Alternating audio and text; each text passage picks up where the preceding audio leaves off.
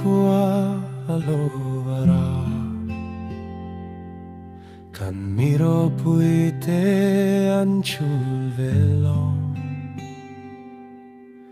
hunna kala an sulnu hluilo turo chia vong tu kani au thang pa zait lang tina thang upaswa ka finalung fun ang ading an ming kan lam an thu kan fereng han lai par moi avul renge Hla Thar kan puah la hlui kan kalsan lo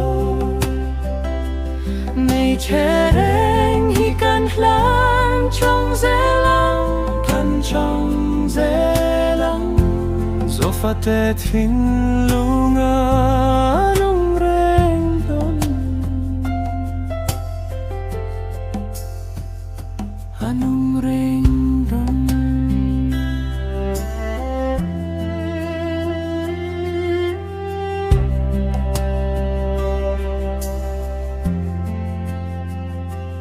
Ve hola tule Hla Thar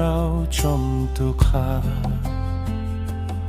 Arvan lo matuvon ram hangai na zun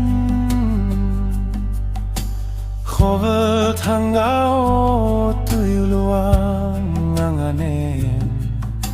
An kalsiam hikan zui zelang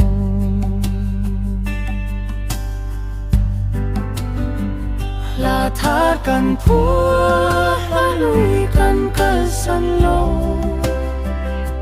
Nei chereng hi kan hlan chong zelang kan chong zelang Zofatet hin